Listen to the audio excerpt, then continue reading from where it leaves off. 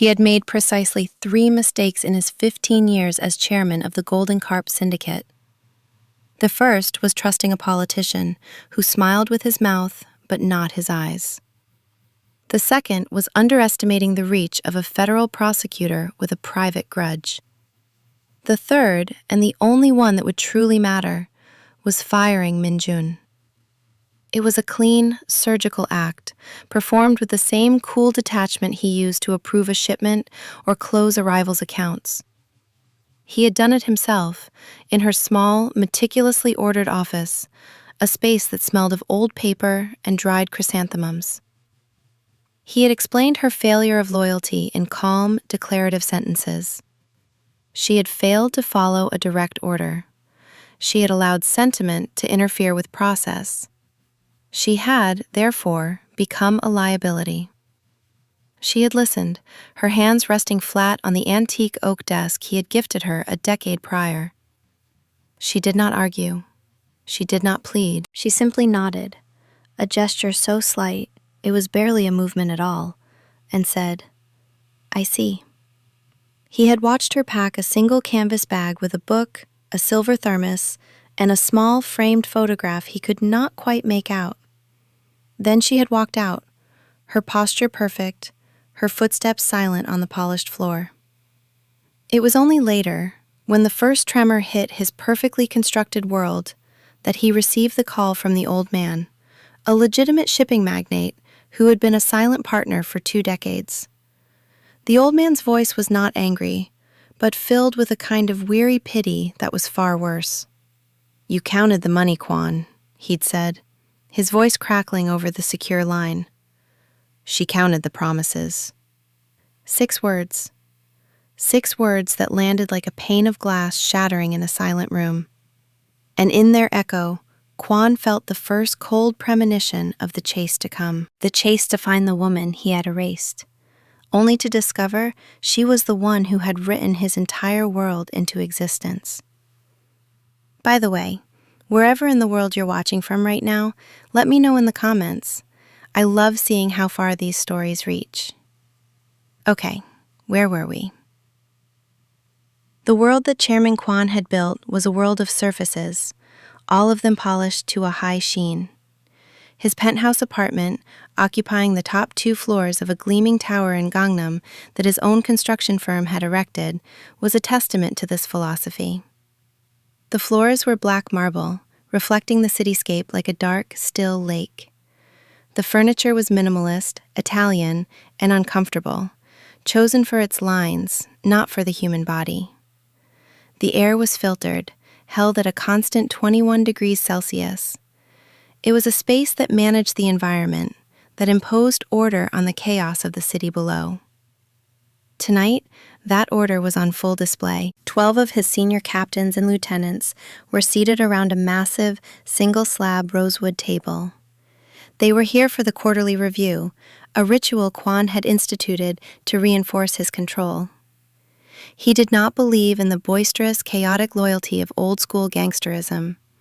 He believed in key performance indicators, in revenue streams, in risk mitigation. He ran the Golden Carp Syndicate not as a gang, but as a multinational corporation whose primary business was the circumvention of inconvenient laws.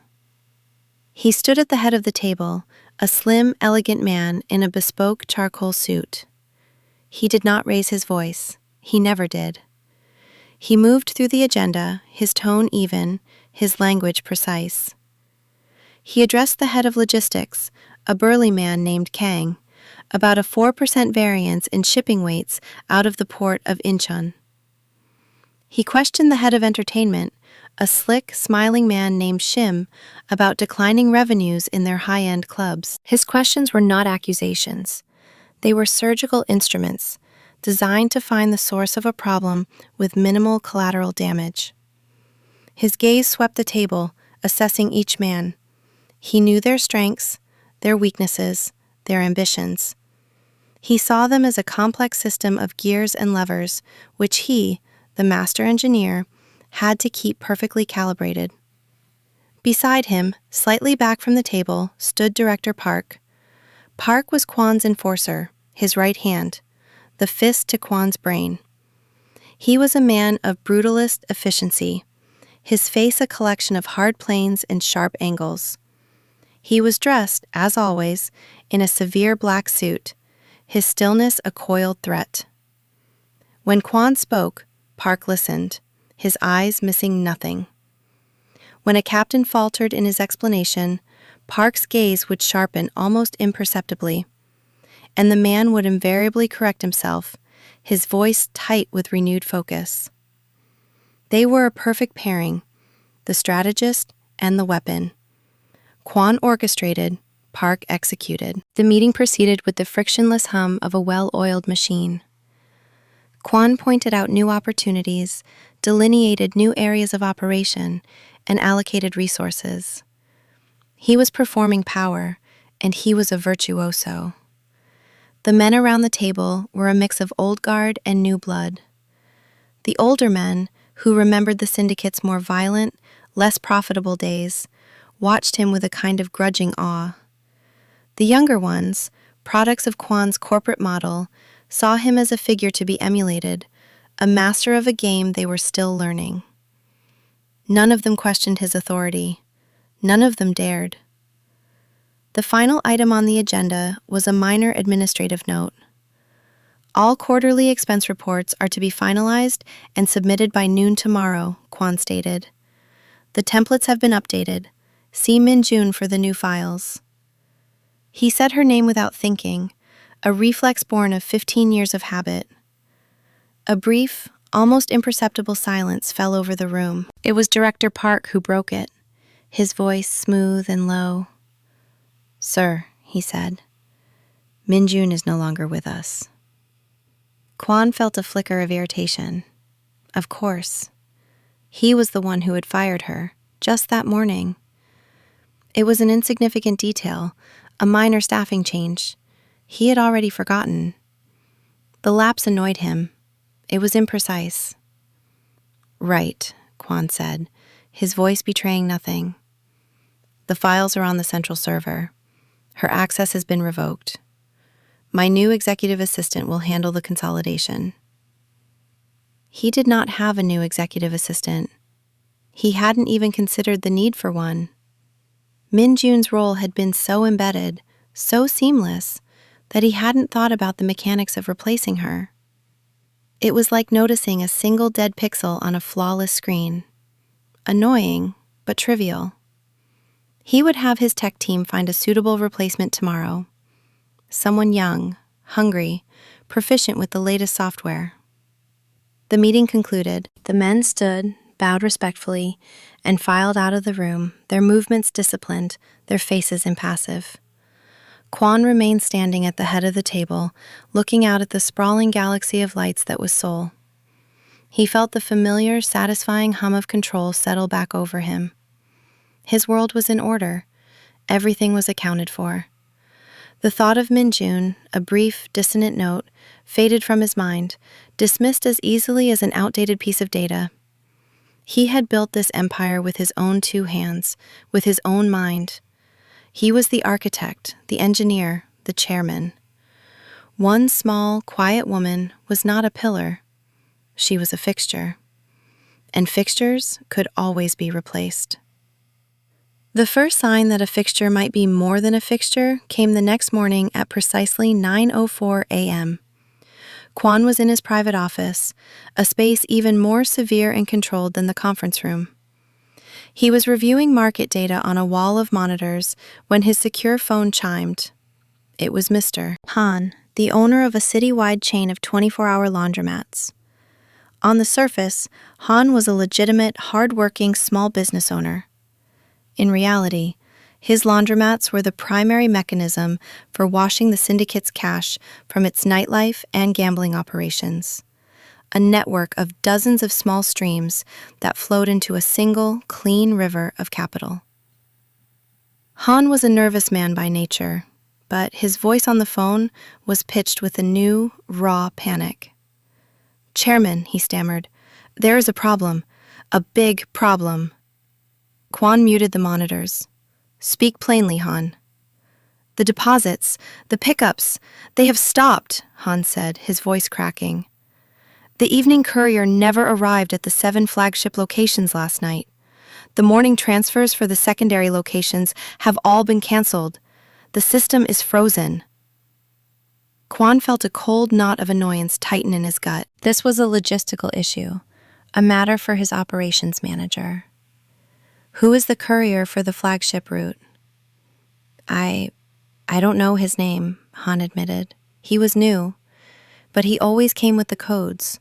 The codes were sent by Min-jun. Kwon's jaw tightened. She sent them every Sunday night for the week ahead, a different algorithm each time. Without the daily code, the courier's credentials are not valid. The managers cannot release the cash. It is the protocol, her protocol. Kwon ended the call without another word. He stared at the blank screen of his phone. Min-jun's protocol. He had approved it years ago, of course. He'd seen it as a clever piece of security architecture, a way to compartmentalize information and minimize risk. He had not considered the architect. He had assumed the system ran itself. He had not understood that Min-jun was not just the one who designed the lock. She was the one who held all the keys. He brought up the internal server, navigating to the syndicate's encrypted communications directory. He would simply find the file with the weekly codes and disseminate them himself. He searched for Han, laundry, logistics, codes.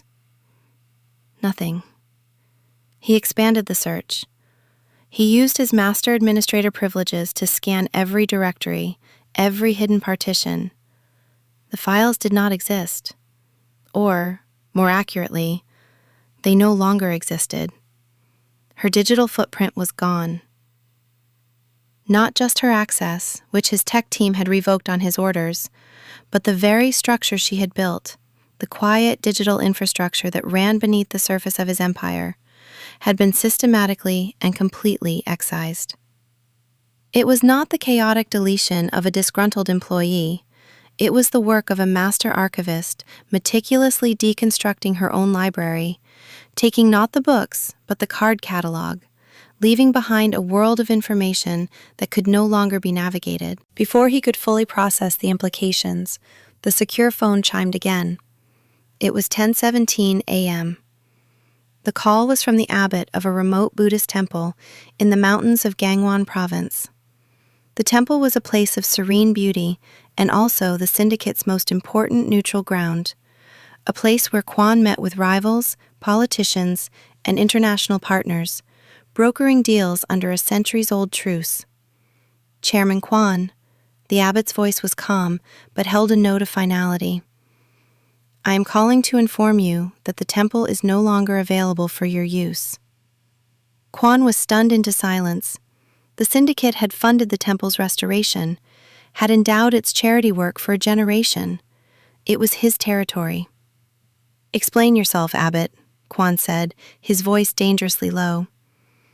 Your credit with us is exhausted, the abbot replied simply.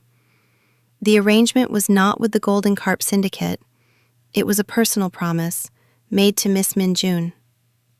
Kwon remembered the day, 15 years ago. Min-jun had found the temple, had negotiated the terms. He had seen it as a transaction. He had provided the money. He had not understood. She visited every month, the abbot continued, his voice gentle. She brought offerings. She sat with the monks. She learned their names.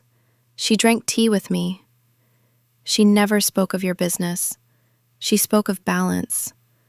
The arrangement was built on her respect, Chairman, not your money. Her final visit was 2 days ago. She informed me the balance could no longer be maintained. She settled the accounts. The temple is at peace. We wish to keep it that way. The call ended. Kwon stood up and walked to the window. The city below seemed distant, unreal. 2 pillars of his empire, its finances and its diplomacy, had crumbled in the space of an hour, and both collapses led back to her. To the quiet woman he had dismissed like a clerical error. He thought of her parting words. "I see." He had assumed she was acknowledging her dismissal. He realized now, with a chilling certainty, that she had been confirming something else entirely. She had been confirming her own assessment of him. At 11:30 a.m., the third call came. It was from the port of Incheon, from the head of a dock workers' union that ensured the syndicate's containers were never inspected too closely. The story was the same. The weekly schedules, the route diversions, the list of friendly inspectors, all of it had been managed through a complex system of favors, gifts, and personal relationships. A system managed by Min-jun. She knew the names of their wives, the birthdays of their children. She sent condolences when a parent passed away, and university entrance exam gifts when a child succeeded. Kwon had provided the budget for operational lubricant. He had never asked for an itemized receipt. He had confused arrangement with communication. He had assumed loyalty could be bought and managed. Min-jun had understood it had to be earned and listened to. The union boss was apologetic, but firm. Without Min-jun as the intermediary, the risk was too high. The trust was gone. The channel was closed. By noon, Kwon was standing in the center of his silent office, the city lights beginning to blur as his focus narrowed. This was not a series of isolated system failures. This was a cascade. This was a planned, deliberate, and total withdrawal. He had not just fired an employee. He had, it seemed, fired the very person who held his world together. And he had no idea why. Or how. That evening, Kwon did something he had not done in over a decade. He drove himself. He dismissed his driver and took a simple black sedan from the garage, a vehicle with no syndicate markings, anonymous and untraceable.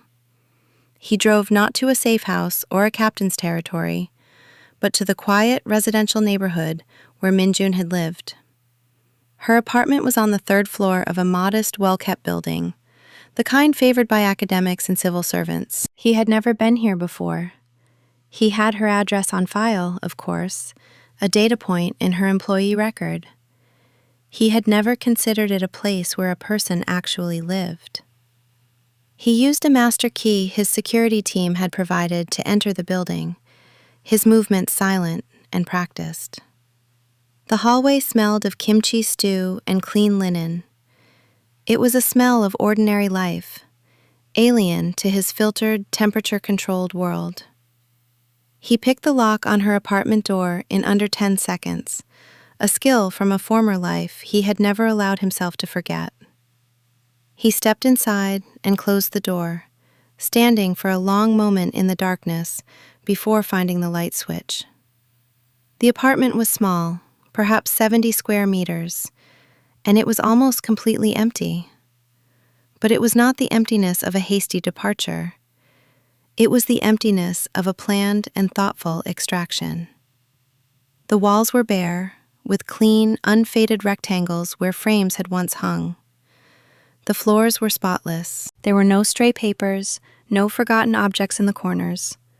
It was a space that had been wiped clean. He walked through the main room. A single indentation in the carpet marked where a small sofa had been. Another where a reading chair had sat beside the window. He ran his hand along the built-in bookshelves. They were empty, but not dusty. They had been recently and thoroughly cleaned. This was not a woman who had fled. This was a woman who had concluded a chapter of her life and systematically packed it away. He moved into the small bedroom. The bed was stripped, the mattress bare. The closet contained nothing but a handful of empty wooden hangers, all of them perfectly spaced. He slid open the door to a small alcove office. The desk was the same one he'd seen in her office at headquarters, the antique oak piece. He was surprised to see it here. He had assumed it belonged to the company. He ran his hand over its smooth, worn surface. She must have had it moved here after she left, a quiet act of reclamation. The desk was as empty as the rest of the apartment, except for one thing. In the exact center of the blotter lay a single, perfect, yellow ginkgo leaf. Kwon stared at the leaf, It was not a random object. It was a message. He picked it up, his fingers tracing its delicate, fan-like shape. A memory surfaced, unbidden, from 15 years ago. A memory he had filed away as sentimental and therefore irrelevant. He remembered a university library, the smell of old books, the quiet hum of students studying. He had been there to intimidate the university's chancellor, part of a brutal real estate negotiation. He had been younger then, more reliant on force, on the blunt instrument of his reputation. He had been walking through the stacks, a predator in a sanctuary, when he saw her. She was a library assistant, reshelving books. She had not seemed intimidated by his presence, by the two large men who flanked him. She had simply moved around them, her expression one of mild focus, as if they were inconveniently placed furniture. He had been struck by her stillness, her lack of fear. Later, she had approached him, not with a plea, but with a stack of municipal records she had pulled from the archives. She had laid them out and in a quiet, even voice, explained how they proved the syndicate's claim to the land was based on a forged document from the 1970s. She had not accused him. She had simply presented the information, a librarian correcting a cataloging error. She had paid attention to the details he had overlooked. He had been so stunned by her quiet competence, her unshakable integrity, that he had withdrawn the claim and offered her a job on the spot.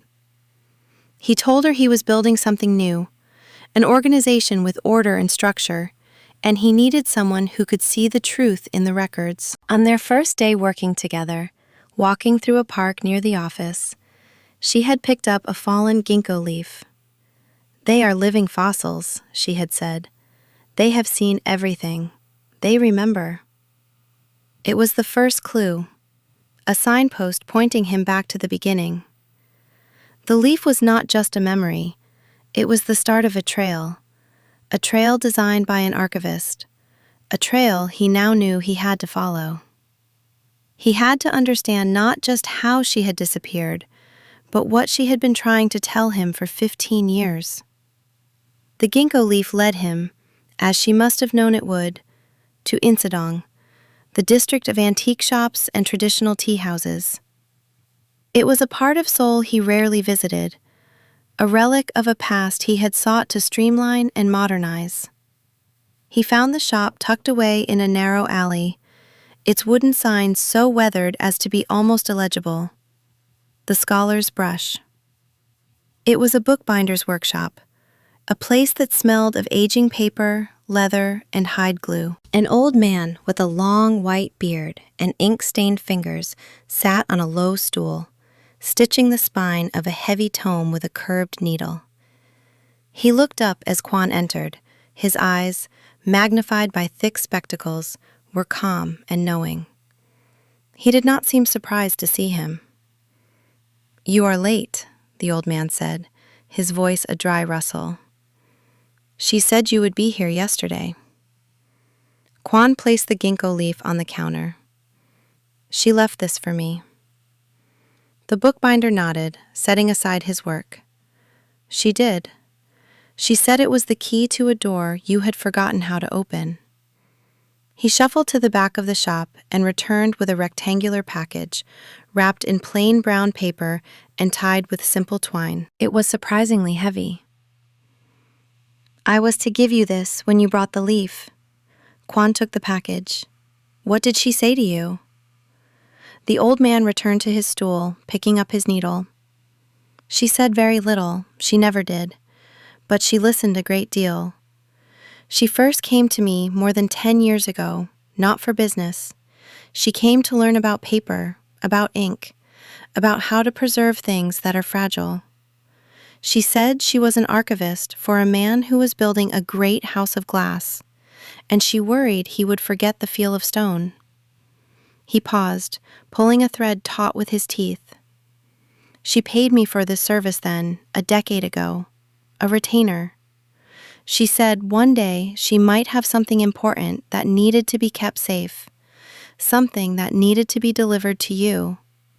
She said you were a man who understood transactions, so she made one, a promise, paid for in advance. Kwon stood there, the heavy package in his hands. A plan 10 years in the making. The thought was staggering. He had seen her every day, sat in meetings with her, relied on her for 1,000 trivial tasks, and all the while she had been preparing for this, for the day his glass house would shatter. She was here 3 days ago, the bookbinder added, his eyes on his work. She brought the package. She was calm. She said her work was finished. She said she was preserving things you might one day forget how to read. She seemed sad, not for herself, but for you. Kwon left the shop and returned to the anonymity of his car. He sat in the driver's seat, the package on the seat beside him, and for a long time did not move. He was a man who planned for every contingency, who game-theoried every move his rivals might make. But he had never once planned for the quiet departure of his archivist. He had never considered her a player on the board. He now understood he hadn't even been looking at the right game. He drove to a secure location, one of the few anonymous apartments he kept for emergencies, a place no one in the syndicate, not even Park, knew existed. He unwrapped the package. Inside was not a weapon or money or incriminating documents. It was a book. A large, leather-bound ledger, the kind used for accounting a century ago. Its pages were thick, high-quality paper, filled with Min Jun's elegant, precise handwriting. It was not a financial ledger. He scanned the entries, his confusion mounting. Each entry was dated. It recorded a promise he had made, or one that had been made on his behalf. October 14th, 2011. Promise to cover the hospital bills for the daughter of dock worker Kim. Bill paid in full, November 1st, 2011. Note: daughter's name is Hannah. She likes strawberries. March 2nd, 2015. Promise to mediate a territory dispute between the Eastgate and Westgate factions. Agreement reached March 5th. Note: the Westgate leader's grievance was not about territory, but about respect. Sent a gift for his mother's 71st birthday. Issue resolved. August 28th, 2018. Director Park broke the arm of a waiter at the Blue Dragon restaurant for a perceived slight. A promise was made to the owner to cover all damages and ensure it would not happen again. Note: the waiter has a family. He can no longer work. A monthly stipend was arranged anonymously. Director Park was never informed of the cost. Page after page, it was a meticulous accounting of the syndicate's moral debts and credits. It was a ledger of trust, of relationships, of the human cost of his business. It was the hidden balance sheet of his empire. These were the things she had managed, the quiet acts of maintenance and repair that kept the machine from tearing itself apart with its own internal friction. He had seen the budget lines for contingencies and discretionary spending, and had approved them without a second thought, assuming they were for bribes and hush money. He saw now they were for something else entirely. They were for preserving the syndicate's soul, a soul he hadn't even known it possessed. Tucked into the last page of the ledger was a small, sealed envelope. Inside was not a letter, but a single embossed card. It was an invitation to a traditional tea ceremony for the following day at the Gwaneum Temple in the mountains, the second stop on her trail. The drive to the Gwaneum Temple took 2 hours, climbing out of the urban sprawl of Seoul and into the crisp, clean air of the mountains. Kwon drove himself again, the black sedan a ghost on the winding roads. He felt a strange sense of dislocation, as if he were moving through a world he only partially recognized. His life was a series of secure locations, connected by armored vehicles and encrypted communications. This journey, This physical act of following a trail laid in paper and memory felt archaic, elemental.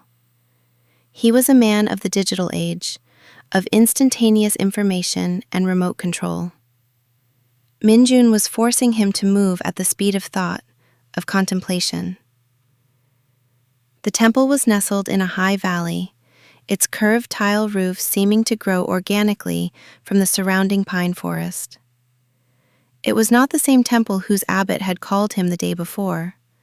This was a smaller, more secluded place. As he walked up the stone path, a young monk met him, bowing. "Chairman Kwan, the master is expecting you." The monk led him not to a grand hall, but to a small, simple tea house set beside a raked gravel garden. An old monk with a serene, unlined face sat on a cushion, a cast-iron kettle steaming over a charcoal brazier. This was the tea master. He gestured for Kwan to sit. For several minutes, no words were spoken. The master performed the tea ceremony with a focused, fluid grace. He warmed the pot, rinsed the tiny cups, measured the leaves, and poured the water. Every movement was precise, deliberate, and imbued with a sense of peace that felt utterly alien to Kwan. Finally, the master poured a cup of the pale green tea and offered it to him. "She sat where you are sitting now, many times," the monk said, his voice as smooth as the worn wood of the tea table. Kwan took the small cup. The tea was fragrant, with a complex, slightly bitter taste. "What did she talk about?" he asked. The monk smiled faintly. "She did not speak of business. She spoke of balance. She said an organization that only takes will eventually consume itself. She said a structure built only on strength will one day collapse under its own weight, for it has no flexibility. She believed that what is seen and what is unseen must be in harmony." He poured another round of tea. "She was worried about you, Chairman. She said you were a brilliant architect, but you had begun to admire your blueprints more than the building itself. You were in love with the map and had forgotten the territory." A map is not the territory. The phrase resonated deep within Kwan, a truth he had always known intellectually, but had never truly understood. His charts, his reports, his carefully calibrated systems, they were his map. He had mistaken it for the messy, unpredictable human reality of the world he commanded. "She said you only valued what you could measure," the monk continued, his gaze steady. "So she created a ledger for you, a way to measure the unmeasurable. Did you read it?" "I did," Kwan said. "Good. Then you are beginning to learn her language." The master took a sip of his own tea, a thoughtful silence descending again. The only sounds were the burble of the kettle and the sigh of the wind in the pines. "She was not angry," the master said. "She was resolved. She compared her departure to pruning a great old tree. A painful cut, to be sure, but one necessary to save the tree from a sickness that was growing from within." A sickness. The word hung in the air. He thought of Director Park's name in the ledger, the broken arm of the waiter, an act of casual brutality that Minjun had quietly cleaned up. Was that the sickness? Or was it just a symptom? After the third and final cup of tea, the monk stood. "She left something for you. She said it was the next step on your journey of recollection." He went to a small wooden cabinet and retrieved a heavy lacquered box. He slid it across the table to Kwan. Inside, nestled on a bed of dark blue silk, was a set of old-fashioned brass keys on a simple steel ring. There were 5 keys in total, of varying sizes. There was no note, no explanation. "She said you would know where they belong," the master said. "She had great faith in your ability to solve puzzles. She just hoped you would finally choose to solve the right one." Kwan looked at the keys. They were for physical locks, not electronic keypads. They felt substantial, real. He thought of her empty apartment, the desk he had given her. Had she owned other properties? It seemed unlikely. Her salary was generous, but not extravagant. A storage unit. The thought came to him with sudden clarity. An anonymous place to keep things. A physical archive. He looked at the tea master. Did she say anything else? The monk paused, looking out at the raked gravel garden, its lines so perfect and serene. She said that attention is the purest form of respect. She worried you had stopped paying attention to anything that did not shout. He turned his gaze back to Kwan, his eyes clear and penetrating. I hope for your sake, Chairman, that you have started listening to the whispers. Kwan left the temple with the keys in his pocket. The weight of them was a constant reminder of the trail he was on, a trail that was leading him deeper into a world he thought he knew, only to find it was a reflection in a mirror. He spent the rest of the day with his most trusted independent operator, a man named Choi. Choi was a former detective, a quiet, methodical man who existed entirely outside the syndicate's formal structure. He was Kwan's failsafe, his external eyes and ears. Kwan trusted him because Choi's loyalty was not to the Golden Carp, but to a professional code and to Kwan himself.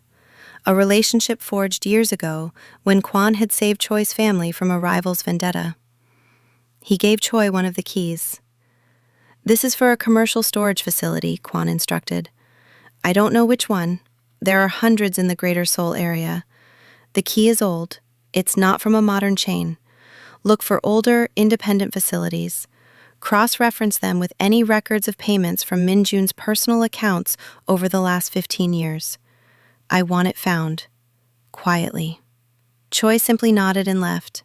He did not ask why. He did not need to. While Choi hunted for the lock, Kwan sat with the remaining 4 keys. He spread them out on the table in his secure apartment. They were a puzzle, and he attacked it with the full force of his analytical mind. He examined the markings on each key. One had a small stamped number, another had a faint logo of a company he didn't recognize.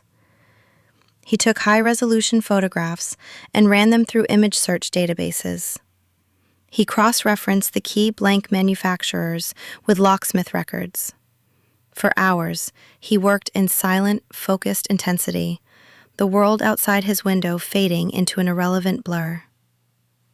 It was a different kind of work than he was used to. It was not about managing people or assessing risk. It was about deciphering the past, about following a logic that was not his own. It was about paying attention. By nightfall, he had his answer. The keys were not for different locations. They were for a single, high-security, private vault box at a discreet, old-money establishment in Myeongdong that catered to clients who valued privacy above all else. The kind of place that still used physical keys and dual-control access. He had an account there himself, under a different identity. It had never occurred to him that Minjun would have the resources or the foresight to do the same. The next morning, he went to the vault. The building was nondescript, its entrance marked only by a small brass plaque. Inside, the atmosphere was one of hushed reverence for wealth and secrecy. He was led to the vault chamber, a massive circular door of polished steel standing open.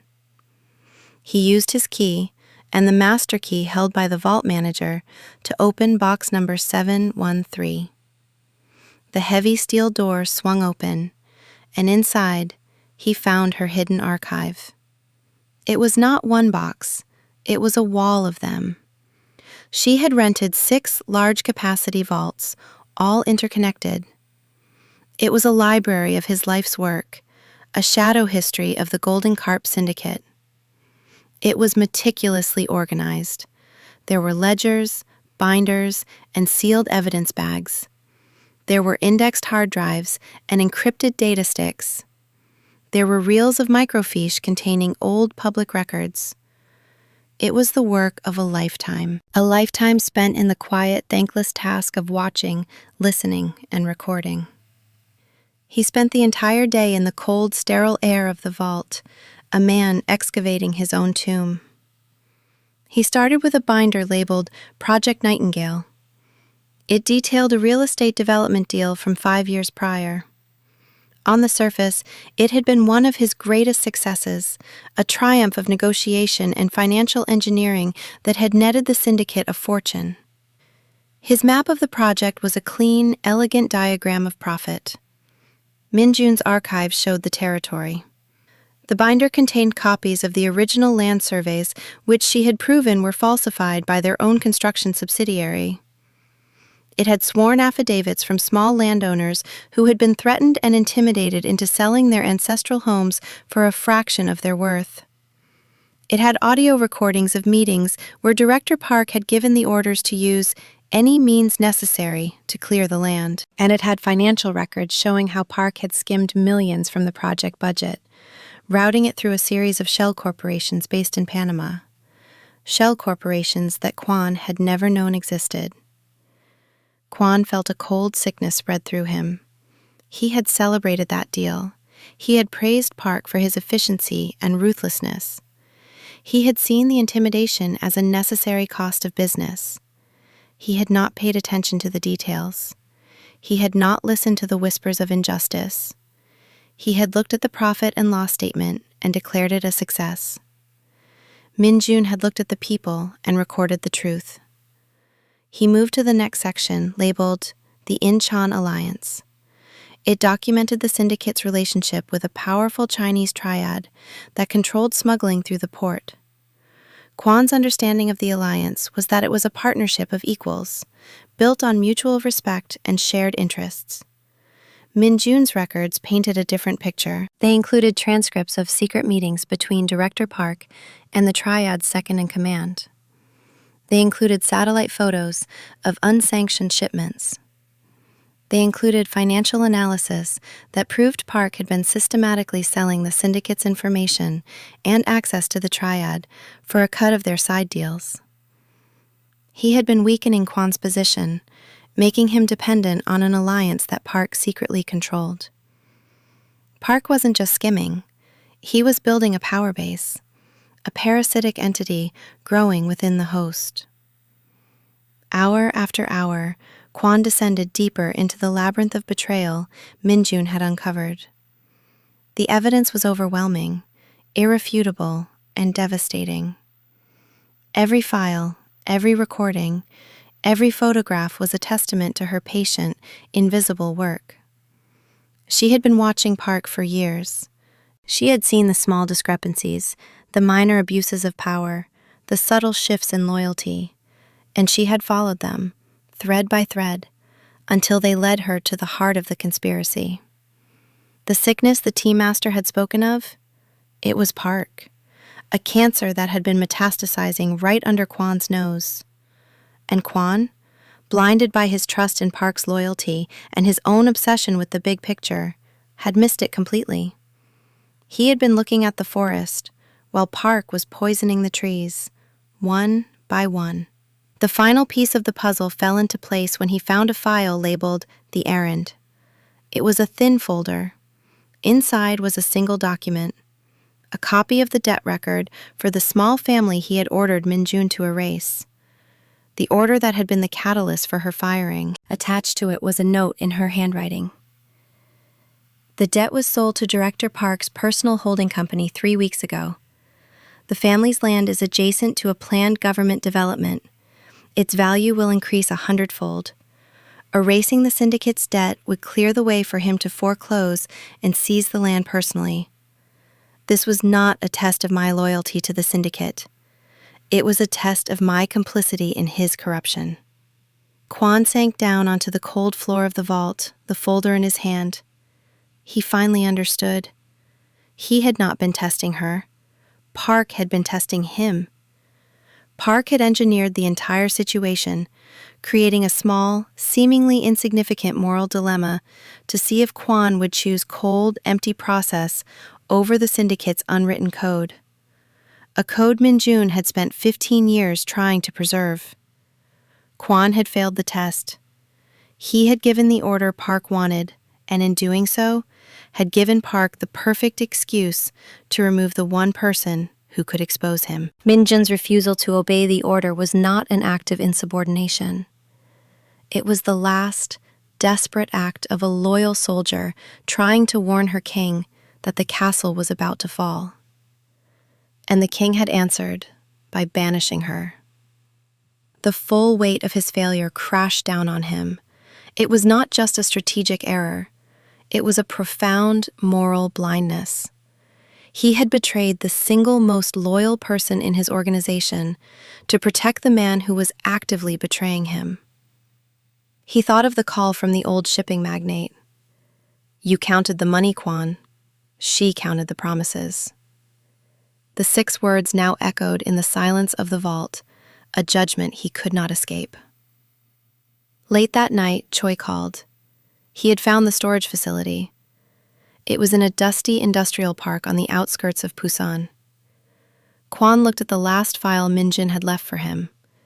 It was a simple manila envelope. Inside was a train ticket to Busan for the next morning, and a single, recent photograph. It showed Min-jun, smiling faintly, standing in front of the Busan Metropolitan Library. She was not hiding. She was waiting.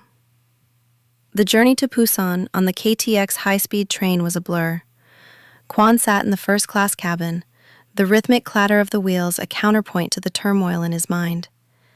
He was not thinking about strategy or retaliation.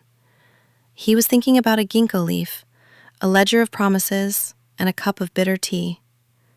He was a man who had spent his life building walls, and now he was being forced to walk a path someone else had laid for him, a path that led back through the ruins of his own certainty. He arrived in Busan as a late afternoon rain began to fall, a fine gray mist that blurred the edges of the bustling port city. He did not go to the storage facility. He knew, instinctively, that it was a decoy, another layer in her meticulous plan. The real destination was the library. It was where she belonged. Choi was waiting for him at the station, as unobtrusive as a shadow. She is there, he said, handing Kwon a small tracker. She finished her shift at the library 30 minutes ago. She is walking to her apartment. It is 10 blocks from here. Choi had a car waiting, but Kwon shook his head. I'll walk. He wanted to approach this final confrontation on her terms, on foot, in the rain.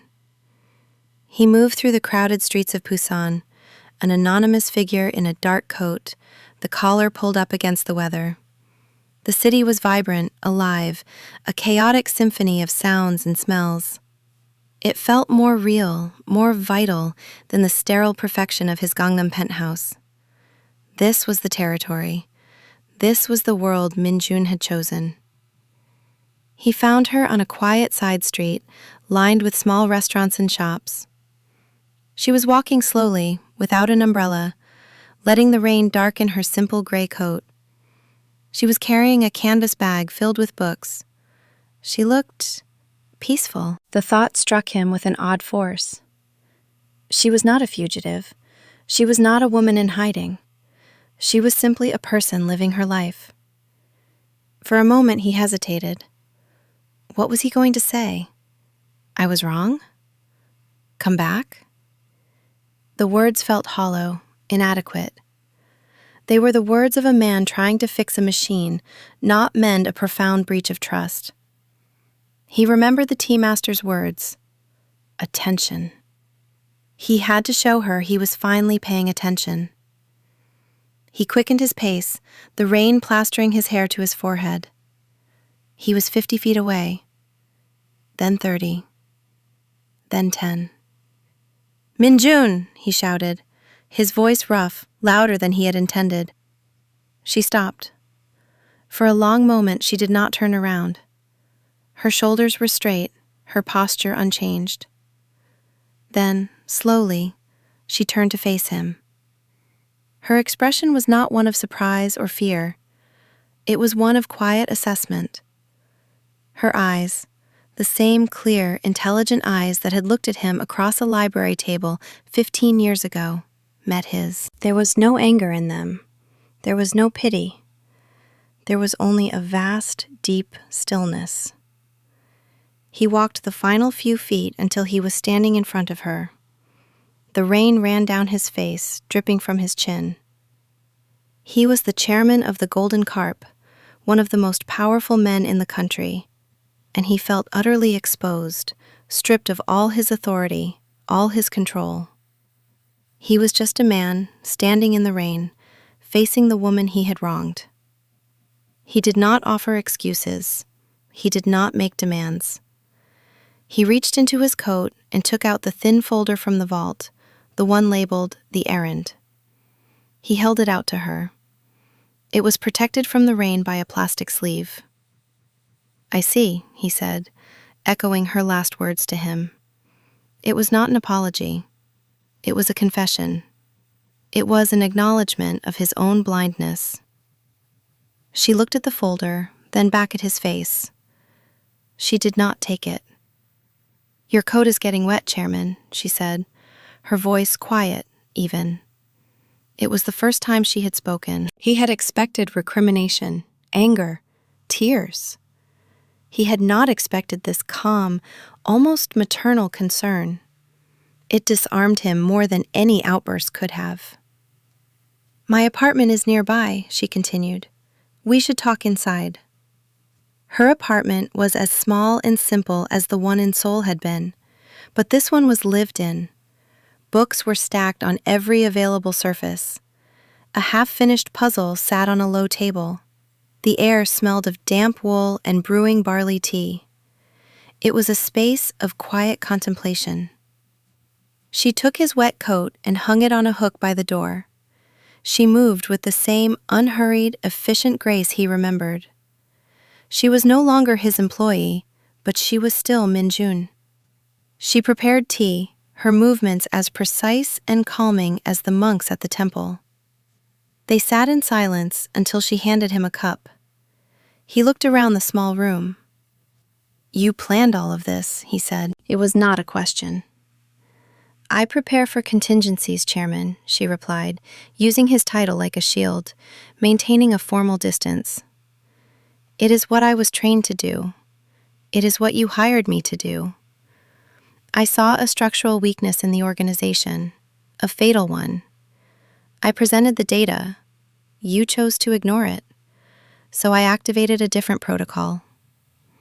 "The trail," he said. "The bookbinder, the monk, the vault." "It was not a trail for you to find me," she corrected gently. "It was a course in remedial education.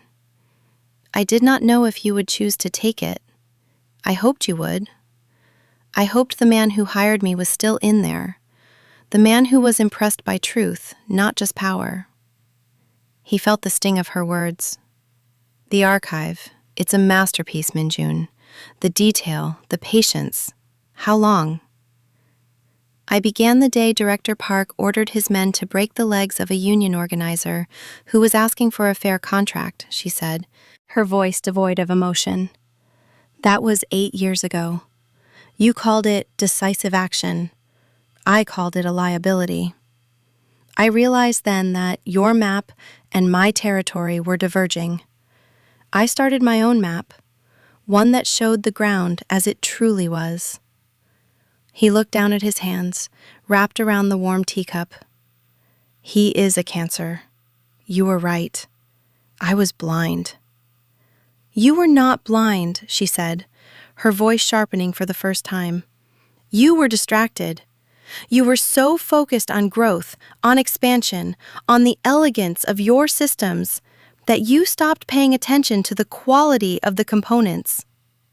You promoted men like Park because they produced results, and you did not look too closely at their methods. You valued efficiency over integrity. That is not blindness. That is a choice." Her words were like a surgeon's scalpel, cutting away the last of his self-deception. She was right. He had made a choice, over and over again, a choice to value the clean lines of his blueprint over the messy reality of what he was building. He finally laid the folder with the evidence of Park's specific betrayal on the table between them. "He is trying to unmake it," he said, his voice low.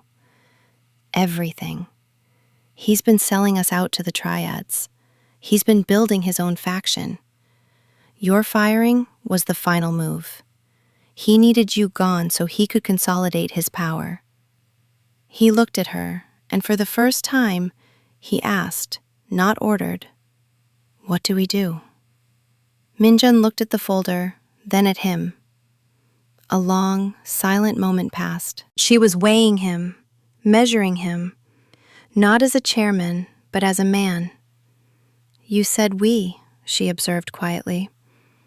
"That is a new word for you, Chairman." She took a sip of her tea. "I had two plans. Plan A was the one you have been following, the educational trail. It was designed to end here, in this room, with this conversation. It was the optimistic plan. It assumed you were capable of seeing the truth when it was presented to you." "And Plan B?" he asked.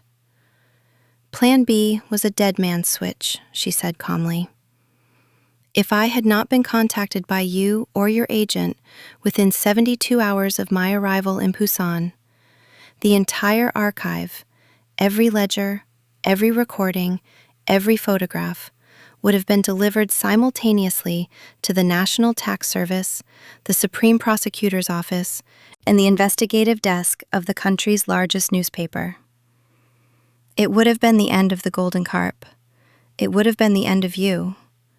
And it would have been the end of Director Park." Kwon felt a chill go through him that had nothing to do with his damp clothes. The sheer, cold brilliance of her strategy was breathtaking. She had built not just an archive, but a weapon of mutually assured destruction, and had held it in reserve. "Why?" he asked, his voice barely a whisper. "Why give me the chance? Why Plan A?" She looked out the window at the rain-slicked street. "Because the syndicate, for all its flaws, also protects people. The ledger you read, the promises kept, those are real. The families of our members, the small businesses under our protection. Director Park's vision for the future is one of pure, predatory violence. He would consume everything. Plan B would have destroyed the syndicate, but it would have left hundreds of innocent people vulnerable in the chaos that followed. I did not want to burn down the village to catch the rat. Plan A was an attempt to save the village." She turned her gaze back to him. "The question is, Chairman, which man is sitting in this room? The man who built the village, or the man who was willing to let it burn?" He did not have to think about the answer. The last few days had stripped him of his arrogance, his certainty. He saw the path ahead not as a strategic problem, but as a moral one. "I want to save the village," he said. And for the first time, he felt he was telling the absolute truth. Minjin gave a single, sharp nod. The moment of assessment was over. A decision had been made. She stood and went to a bookshelf, pulling out a thick, unassuming binder. She placed it on the table. "Then our work begins now. This is not a counterattack. This is a surgical excision. We will not use brute force. We will use precision. We will use the truth." She opened the binder. It was filled with network diagrams, personality profiles, and timelines. It was a complete operational plan for dismantling Park's shadow empire from the inside out. She had not just collected the evidence. She had already weaponized it. "Park believes his strength is in the men he has bought," she said, her voice now crisp, analytical, the voice of the archivist he remembered. "But bought loyalty is a fragile thing. His true weakness is that he has compromised them. We will not expose Park to the world. We will expose him to the people he thinks are his allies." Over the next hour, they worked. Or rather, she laid out the plan, and he listened, absorbing the genius of her strategy. It was a plan built not on violence, but on information. They would not go after Park directly. They would go after his network. She had identified 12 key individuals, captains, politicians, and business partners, whom Park had either bribed or blackmailed into his pocket. For each one, she had assembled a specific, tailored package of evidence. For Captain Lee, she explained, pointing to a profile, we will send this audio file. It's a recording of Park promising Lee's territory to a rival in exchange for support. For the deputy mayor, we will send this bank statement showing the kickback from the Nightingale project being deposited into his son's offshore account. The plan was to release the information not all at once, but sequentially, in a domino-like cascade.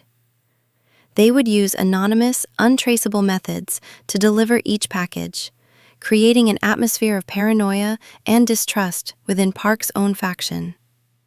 His allies would not know who was exposing them, only that their secrets were out. They would turn on him, or on each other, to save themselves.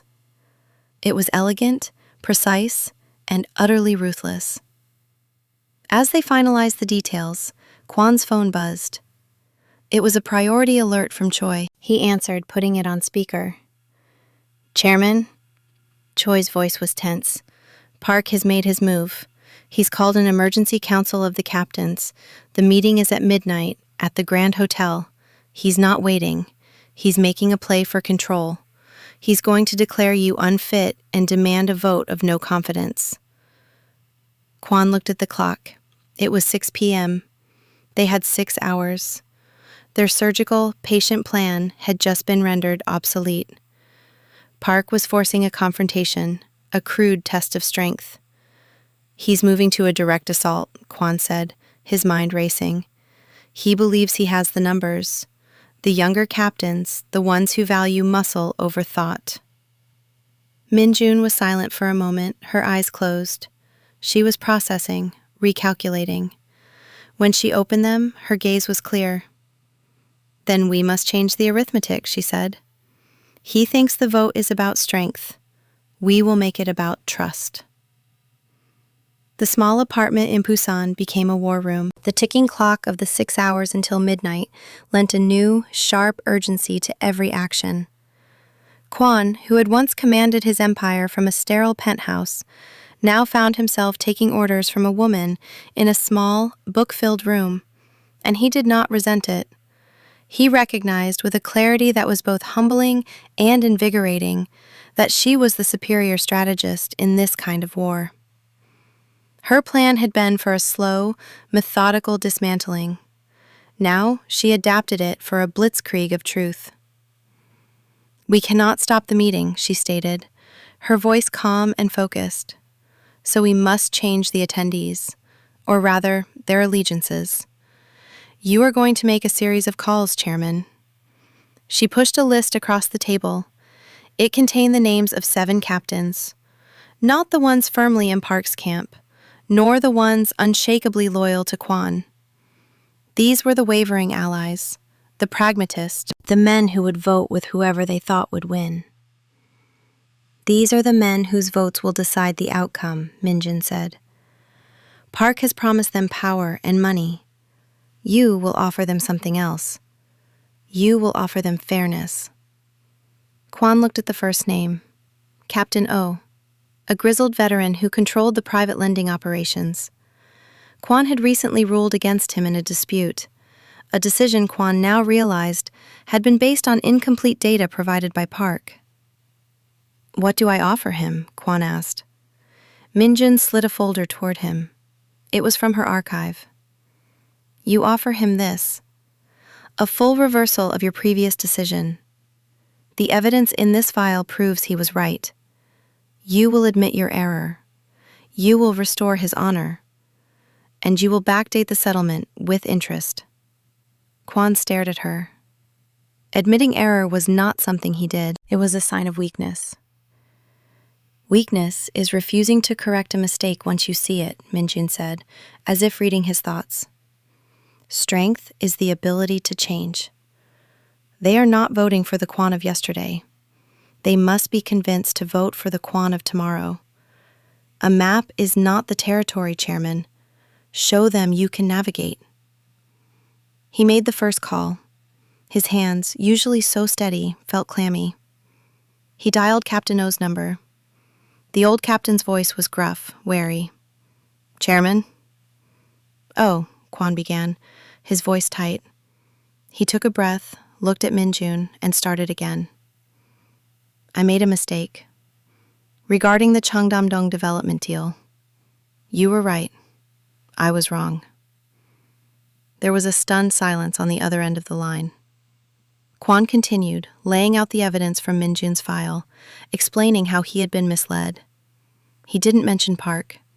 He didn't have to. He simply owned the failure. "I am reversing the decision," Kwon said. "You will be made whole, effective immediately." Another long silence. Then, Captain O's voice, thick with emotion. "Thank you, Chairman." He did not pledge his loyalty. He did not have to. Kwon had not bought his vote.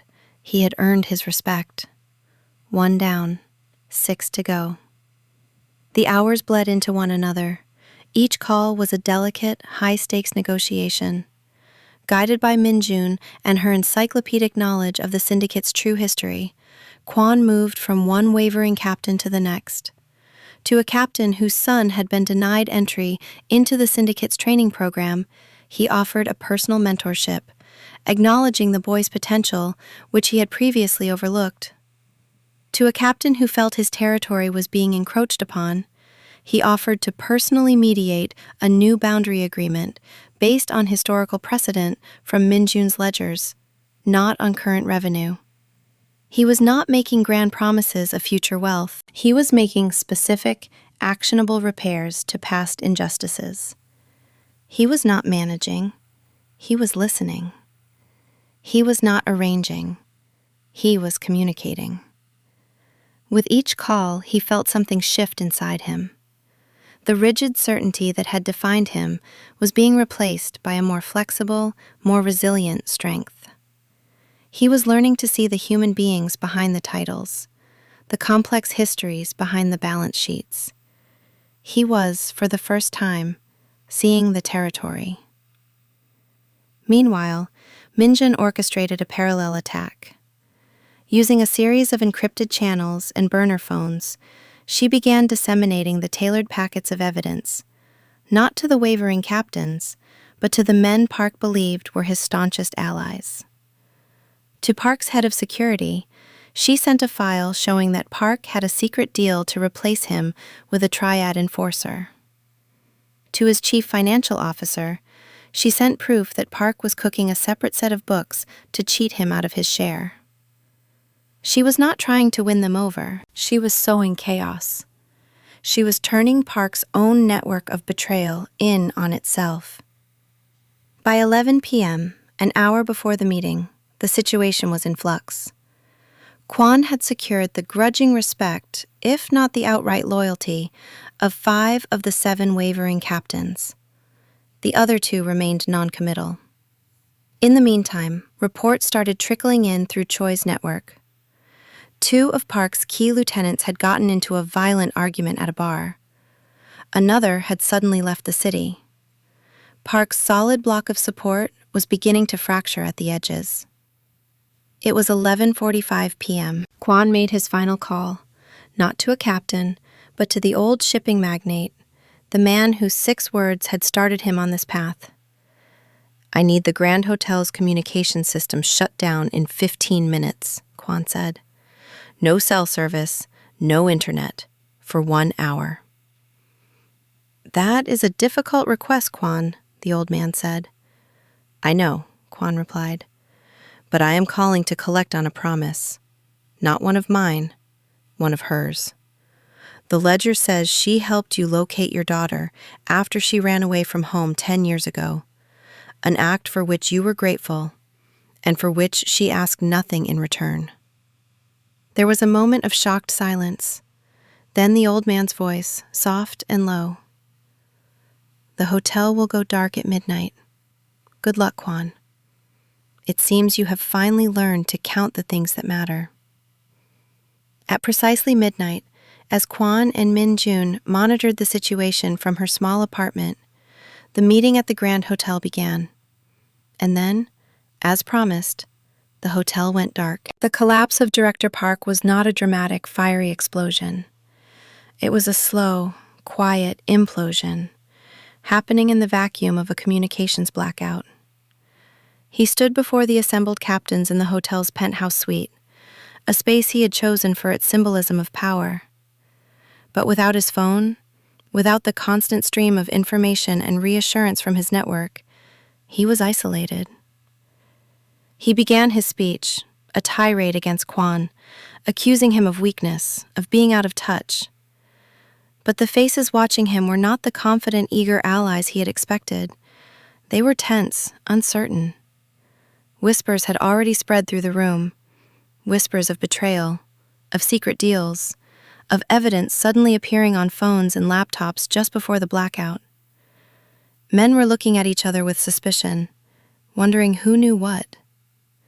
When Park called for the vote of no confidence, the response was not the resounding chorus of ayes he had anticipated. Captain O, the grizzled veteran, was the first to speak. "I vote no," he said, his voice ringing with authority. "Chairman Kwan admitted a mistake to me tonight. He showed honor. I have not seen honor from you, Park. Only ambition." Another captain, one of Park's supposed allies, stood up. "I have a question, Park. About the territory in Paju. I was told it was mine. I have a recording here that says you promised it to someone else." He held up a small audio player. The room descended into chaos. Accusations flew. Men who had been united in their ambition just hours before were now at each other's throats, their fragile alliance of greed shattered by the simple, targeted application of truth. Park's power base, built on a foundation of lies, dissolved in a matter of minutes. He was left standing alone, his face a mask of disbelief and fury. He had mistaken violence for power and loyalty for a transaction. He had never understood that trust, once broken, could not be easily rebought. By 1 a.m., it was over. The meeting had disbanded, the captains scattering into the night, each man for himself. Park was a general with no army. Choi's team located him 2 hours later, not in a luxury suite or a fortified safe house, but in a cheap motel on the industrial edge of the city, frantically trying to stuff cash into a duffel bag. Kwan went to face him alone. He entered the small, squalid room. Park looked up, his face haggard, his expensive suit rumpled. The aura of controlled menace was gone, replaced by the sour desperation of a cornered animal. He looked at Kwan, and for a moment, a flash of his old arrogance returned. "You," he spat. "She got to you. The librarian. I should have killed her." "No, Park," Kwan said, his voice calm, devoid of triumph. "You should have listened to her." He did not draw a weapon. He did not issue a threat. He simply stood there, a witness to the man's complete and utter self-destruction. He had built his entire plan on the assumption that Kwan was a fool, that the syndicate was a machine to be hijacked. He had never accounted for the human element. He had never accounted for the power of a promise kept, or the loyalty earned by a quiet archivist over 15 years. "It's over," Kwan said. He turned and walked out of the room, leaving Park to the fate Min Jun had prepared for him. An anonymous tip had already been made to the National Police, not about syndicate business, but about the triad connections and the massive tax evasion. Park would be undone not by a gangster's bullet, but by a prosecutor's pen. It was a clean, surgical excision, just as she had planned. In the weeks that followed, a new kind of order began to settle over the Golden Carp Syndicate. It was not the rigid, top-down control Kwan had previously imposed. It was something more organic, more resilient. The captains and partners who had been swayed by Kwan's calls did not revert to being simple subordinates. They became true allies. Their relationships with him now based on a newfound and hard-won mutual respect. Disputes were handled not by decree, but by mediation. Decisions were made with more data that now included the human cost, the ledger of promises. Minjun's ledgers, once a secret archive, became a part of the syndicate's institutional memory. The first official act under the new order was a quiet one. Kwan, accompanied by Minjun, visited the small family whose debt had been the catalyst for the entire crisis. He did not send an agent. He went himself. He sat with the elderly couple, drank their barley tea, and personally handed them the deed to their land, the debt officially and irrevocably canceled. He apologized for the fear and uncertainty his organization had caused them. It was a small act, invisible to the larger world, but it was a signal of a profound shift. The syndicate was no longer just an enterprise of profit. It was now also an enterprise of responsibility. Partners who had withdrawn their support began to return. The old shipping magnate called, his voice warm with approval. The abbot of the temple sent a message, inviting Kwan not for business, but for tea. The channels that had been closed were reopening, but the terms of engagement had changed. People would now address their requests not just to the chairman, but to his partner, the quiet woman who had proven that memory was more powerful than muscle. Minjun did not take a formal title. She did not need one. Her authority was self-evident. She moved back into her old office, the one next to Kwan's, but the dynamic was entirely different. They were not boss and secretary. They were two halves of a single functioning grain. He provided the vision, the ambition, the drive. She provided the context, the conscience, the attention to detail. 3 months after the night of the long calls, Kwan convened a formal meeting of the entire syndicate leadership. It was held in the same rosewood conference room as before. The same men were there, minus Park and his closest cronies, who had either fled or were facing federal charges. The atmosphere, however, was entirely different. The fear had been replaced by a wary, watchful respect. Kwan stood at the head of the table. He was not wearing one of his severe, bespoke suits. He was dressed more simply. He looked at the faces around the room, men he now saw not as cogs in a machine, but as individuals, with their own histories, their own loyalties, their own promises to keep. He did not have a script. He did not have a PowerPoint presentation. He spoke from the heart, his voice quiet but carrying the weight of all he had learned. For 15 years, he began, I ran this organization like an engineer. I focused on the structure, the performance, the output. I believed that if the machine was designed perfectly, it would run perfectly. I was wrong. He paused, letting the words sink in. A machine has no memory. It has no conscience. An organization of people is not a machine. It is a living thing. It lives and dies on trust. He turned his head slightly and looked toward the side of the room where Minjun was standing, watching, listening. For 15 years, Director Park was my right hand. He was the instrument of my will. For 15 years, Minjun was our memory. She was the keeper of our promises. I valued the hand more than the memory. I rewarded action over attention. I was wrong. It was a public confession, an astonishing admission from a man who had built his identity on the idea of infallibility. The work ahead, and he continued, his gaze sweeping the room, is not rebuilding what we had. The old machine was flawed. It was cold. The work ahead is to build what she protected, an organization that is not only strong, but fair. one that understands that a promise is not a liability, but an asset, the most valuable asset we have. He looked at Minjun again, a direct public acknowledgement of her true worth. Her role is not to assist me. Her role is to advise us, to be our memory, to ensure that we never again mistake the map for the territory.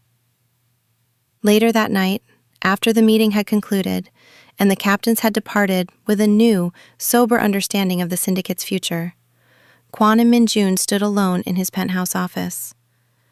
The city lights spread out below them, the same view as always, but he saw it differently now. He no longer saw it as a kingdom to be ruled, but as a complex ecosystem to be navigated with care. "Thank you," he said to her. The words were simple, but they carried the weight of everything that had passed between them. She did not reply immediately. She walked to the large framed map of the city that hung on his wall, a map showing the syndicate's territories and assets in neat color-coded blocks. His map. She ran her fingers over its smooth, laminated surface. "Will you stay?" he asked, the question hanging in the air between them. It was the most important negotiation of his life. She turned from the map to face him. Her expression was calm, her eyes clear. "I will stay," she said, "but not as your employee, and not as your conscience, as your partner, an equal partner." He nodded. "Of course." "And," she added, her voice firm, "on a conditional basis." He raised an eyebrow, surprised. "Conditional?" "Yes," she said. "A probationary period, for 1 year, for you." She looked at him, her gaze unwavering. "You have learned a great deal, Chairman. You have learned to read a different kind of ledger. You have learned to listen. But these are new skills. They must be practiced. Change is a process, not a single event. I need to see that this change is real, that it is permanent. I need to see you walk the territory every day, not just when you are lost." Her terms were hard, but they were fair. He had asked for her trust, and she was telling him precisely how he could earn it back. It was not a gift she could give, but a structure they could build together. He felt a slow smile spread across his face. It was not a smile of triumph, but of recognition. He had been given a second chance, not to rebuild what he had lost, but to build something new, something better, something real. "A map is not the territory," she said, her voice softening almost imperceptibly, the formal title of chairman replaced by a quiet challenge. "Let's see if you can walk it, Kwon." He looked from her face to the sprawling, chaotic, beautiful city below, and for the first time in a very long time, he felt ready to leave the map behind and step into the world. The work was just beginning.